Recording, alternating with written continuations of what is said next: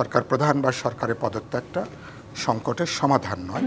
সরকারের মধ্যে গুরুতর সমন্বয়হীনতা, এক এক উপদেষ্টা এক এক বিষয় এক এক রকম কথা বলছেন। স্বাগত জানাচ্ছি আজকের রাজকাহনে। সাইফুল হক, আজকের উপদেষ্টার সাথে বৈঠকে আপনি সেখানে উপস্থিত ছিলেন এবং প্রায় গত সপ্তাহ থেকে আসলে যেটি এক ধরনের গুজব আসলে ছড়িয়ে পড়েছে সামাজিক যোগাযোগ মাধ্যম থেকে শুরু করে নানান রকম মিডিয়া হাউসগুলোতে যে ডক্টর মোহাম্মদ ইউনূস অর্থাৎ প্রধান উপদেষ্টা তিনি হয়তো পদত্যাগ করতে যাচ্ছেন। তিনি নিজেও আসলে এক ধরনের মান অভিমানের কথাই বলেছেন, যদি আসলে প্রধান উপদেষ্টার ঠিকভাবে কাজ করতে না পারেন তাহলে সেই পদে থেকে লাভ কি।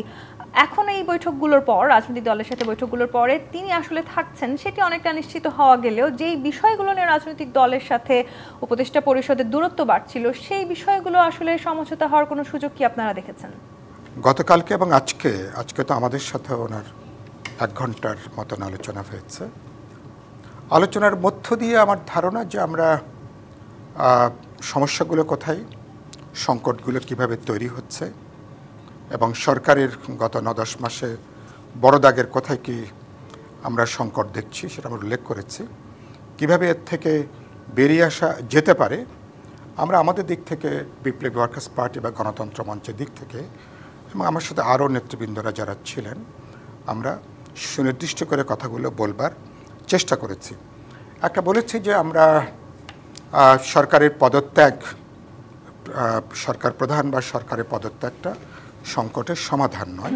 নগদ পেমেন্টে 500 টাকা পর্যন্ত ক্যাশব্যাক আর লেনদেনে প্রতিদিন ডিপ ফ্রিজ এবং ঘন্টায় ঘন্টায় এসি টিভি সহ দারুণ সব গিফট।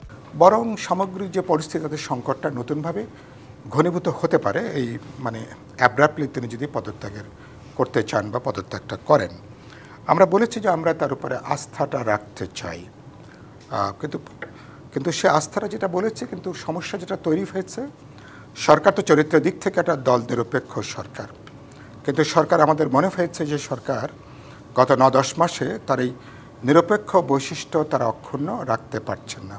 আমরা বলেছি কী জন্য এই সংকটটা তৈরি হচ্ছে, এটা নিশ্চয়ই আপনি এবং আপনার সরকার আপনার উপলব্ধির মধ্যে এটাকে আপনারা নেবেন। 1, 2 হচ্ছে যে প্রধান স্টেক হোল্ডার রাজনৈতিক দলগুলো, দেখা যাচ্ছে রাজনৈতিক দলগুলোর সাথে কাউকে কাছে টানতে যেয়ে বৃহত্তর রাজনৈতিক সমাজ, রাজনৈতিক দলগুলোর সাথে এক ধরনের মুখোমুখি অবস্থানে দাঁড়িয়ে যাচ্ছে। সরকার এক ধরনের প্রতিপক্ষ মনে করছে কিনা রাজনৈতিক দলগুলোকে।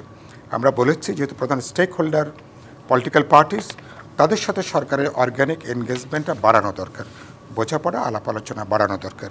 আরেকটা কথা আমরা বলেছি, সরকারের মধ্যে গুরুতর সমন্বয়হীনতা, এক এক উপদেষ্টা এক এক বিষয় এক এক রকম কথা বলছেন, মানুষের মধ্যে নানা ধরনের উল্টোপাল্টা বার্তা যাচ্ছে। আর বলেছি যে বাংলাদেশে দেখা যাচ্ছে যে আমরা তো একটা সরকার দেখতে অভ্যস্ত, কিন্তু এখন দেখছি যে আপনার সরকারের মধ্যে অনেকগুলো সরকার প্যারালেলি কাজ করছে কিনা, এরকম একটা পারসেপশন মানুষের নানা অংশের মধ্যে এটা কিন্তু দেখা দিয়েছে। তো সুতরাং আমরা সেটা বলেছি যে আমরা মাঝি নদীতে আমরা মাঝি বদলাতে চাই না।